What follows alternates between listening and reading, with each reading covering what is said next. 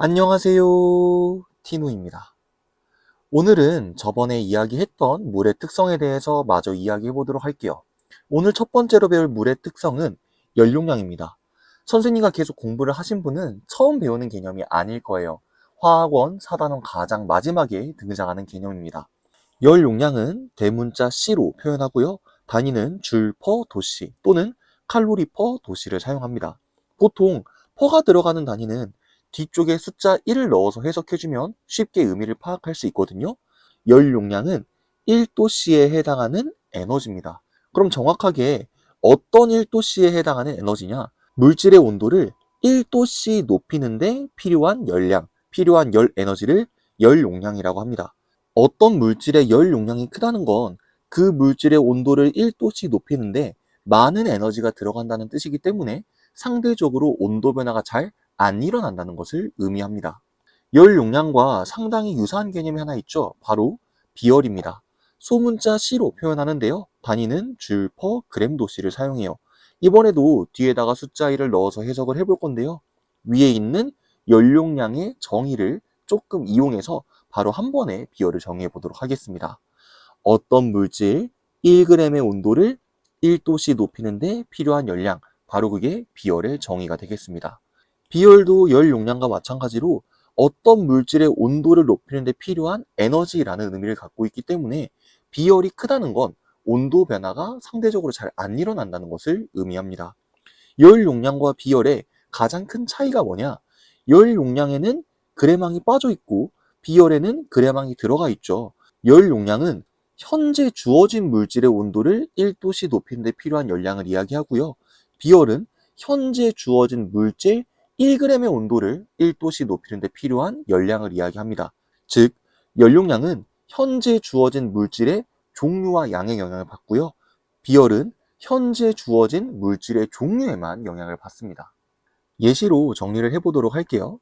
1g의 물, 5g의 물, 1톤의 모래가 있습니다. 세 개의 물질의 열 용량을 비교해 보도록 할게요. 열 용량은 주어진 물질의 온도를 1도씩 높이는 데 필요한 열량을 이야기해요. 1g의 물과 5g의 물, 누구의 연용량이 더 클까요? 질량이 더 큰 5g의 물의 연용량이 더 클 거예요. 5g의 물과 1톤의 모래. 물이 모래보다 더 온도 변화가 안 일어나는 건 맞지만 5g의 물과 1톤의 모래를 준비했다면 당연히 1톤의 모래의 온도 변화가 더 잘 안 나타나겠죠. 즉, 열 용량이 큰 순서대로 물질을 배열해보면 1톤의 모래, 5g의 물, 1g의 물이 되겠습니다. 비열은 물질 1g의 온도를 1도씩 높이는 데 필요한 열량이잖아요. 그래서 물질의 종류만 같다면 비열이 똑같이 나타나게 돼요. 즉, 1g의 물과 5g의 물, 비열이 같다 다르다? 같다. 5g의 물과 1톤의 모래의 비열을 비교하면 물과 모래 중 누가 더 온도 변화가 잘 안 나타나는지만 보면 돼요. 누가 더 안 나타나죠?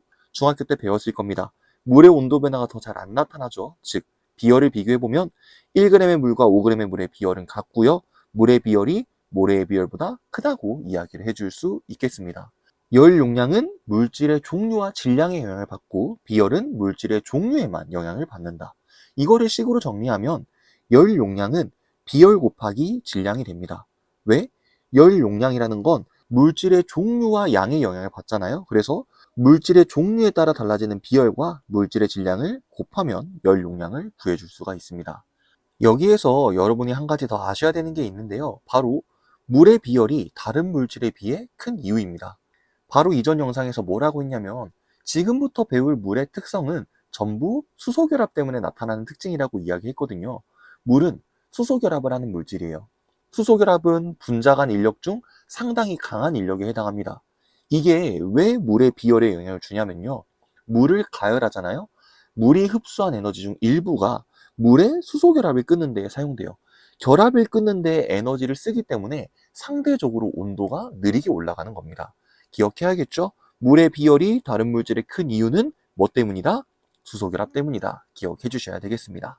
오늘 두 번째로 배워볼 물의 특성은 융해열과 기화열인데요. 이게 중학교 1학년 때 나오는 표현이에요.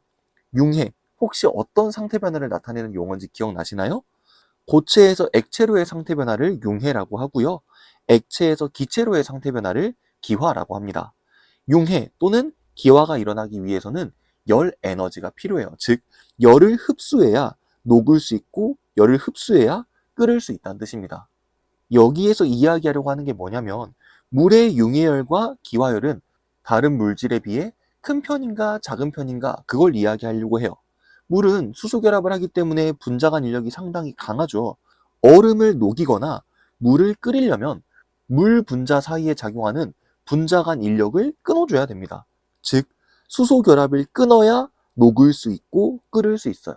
그러면 이때 필요한 열 에너지는 커질까요? 작아질까요? 수소결합을 끊기 위해 에너지가 필요하므로 융해열과 기화열은 커지게 됩니다. 즉 물은 다른 물질에 비해서 융해열과 기화열이 커요. 이거를 녹는 점, 끓는 점과도 연결을 시킬 수가 있습니다. 물의 녹는 점과 끓는 점, 다른 물질에 비해서 높죠. 왜? 분자간 인력인 수소결합이 강하기 때문입니다. 정리를 해보면요. 물은 수소결합 때문에 분자 사이 인력이 강해서 녹는 점, 끓는 점이 높고 융해열, 기화열이 크게 나타납니다. 세 번째로 배워볼 물의 특성은 표면장력입니다. 표면장력에 상당히 안 좋은 기억이 있는데요. 선생님이 화학교육과를 나왔는데 학교 술자리에서 선배들이 술을 따라주실 때 표면장력 하면서 항상 술을 가득 채워주셨던 기억이 있습니다. 표면장력이라는 게 뭐냐? 액체가 표면에서 표면적을 최소화하려는 힘입니다. 왜 이러한 표면장력이 나타나냐면 액체 표면에 있는 분자들의 분자간 힘과 액체 내부에 있는 분자들의 분자간 힘의 차이에 의해서 표면장력이 나타나게 됩니다. 액체 내부의 분자를 보면 분자간 인력이 모든 방향으로 작용하고 있고요. 액체 표면의 분자를 보면은 분자간 인력이 옆과 아래 방향으로만 작용하고 있잖아요. 액체 표면에 작용하는 분자간 힘이 액체 표면을 가능한 작아지게 만듭니다. 그래서 이러한 동그란 공 모양을 만들게 되는 거예요. 물은 수소 결합을 하고 있잖아요. 분자간 인력이 다른 물질에 비해 강한 편이죠. 그래서 표면적을 최소화하려고 하는 표면 장력도 크게 나타납니다. 표면 장력의 크기를 비교하는 그림이 하나 있는데요. 바로 이 그림입니다. 수은, 물, 비눗물, 에탄올을 아크릴판에 한 방울씩 떨어뜨리고 동그란 모양을 보는 거예요. 표면 장력은 표면적을 최소화하려고 하는 힘이잖아요. 그래서 물질의 표면 장력이 클수록 동그라미 모양이 조금 더 봉긋하게 솟아오릅니다. 수은, 물, 비눗물, 에탄올 중 누가 가장 모양이 봉긋한가요? 수은이 가장 봉긋하죠. 그래서 4개의 물질의 표면 장력의 크기를 비교해보면요. 수은이 가장 크게 나타나고요. 그 다음이 물, 그 다음이 비눗물, 그 다음이 에탄올이 되겠습니다. 표면 장력은 표면적을 최소화하려는 힘이기 때문에 클수록 모양이 구형에 가까워져요. 오늘 마지막으로 배워볼 물의 특성은 바로 모세관 현상입니다. 여러분들 비 오는 날에 물웅덩이 밟아본 경험은 아마 한 번씩 있을 거예요. 분명히 물웅덩이를 밟아서 양말의 앞쪽이 젖었는데 집에 와서 양말을 확인해보면 양말 전체가 젖어 있었던 경험이 있을 겁니다. 왜 앞부분만 물에 젖었는데 양말 전체가 젖게 되냐? 바로 모세관 현상 때문에 그래요. 모세관 현상이라는 건 뭐냐면 액체가 가는 관이나 미세한 틈을 따라서 올라가는 현상, 이거를 모세관 현상이라고 이야기를 합니다. 즉 양말의 앞부분이 젖었을 때 그 양말을 구성하고 있는 섬유의 미세한 틈을 따라서 액체가 계속 옆으로 전달이 되는 거예요. 그래서 양말 전체가 젖어버리게 되는 겁니다.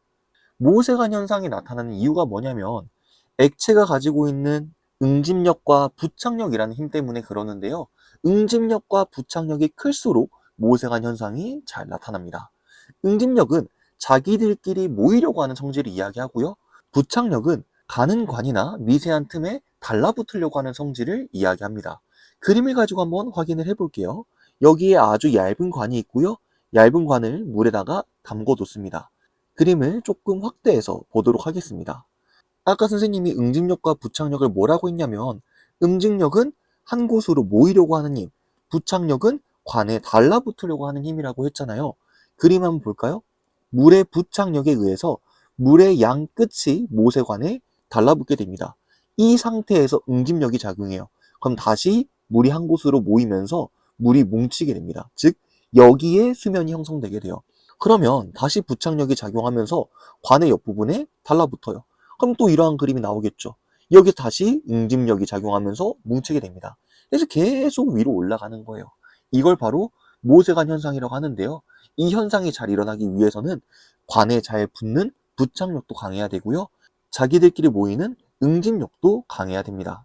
물의 관이 너무 넓어버리면은 부착력에 의해서 달라붙었을 때 자기들끼리 모이지 못하기 때문에 무엇의 관의 굵기가 가늘수록 물이 높이 올라갑니다. 응집력과 부착력의 차이에 따라서 수면의 모양이 조금 달라지거든요. 수은과 물의 모양을 한번 봐보도록 할게요. 이런 식으로 생기는 모양을 수은과 물의 메니스커스라고 부르는데요. 물을 보면 아래쪽으로 오목하게 되어 있죠. 왜 그럴까요? 부착력이 상대적으로 강하기 때문이에요. 수은을 보면 볼록하게 솟아있죠. 왜 그럴까요? 응집력이 강하기 때문에 그렇습니다. 그래서 부착력이 강한 물질과 응집력이 강한 물질의 메니스커스를 읽는 방법이 조금 다른데요.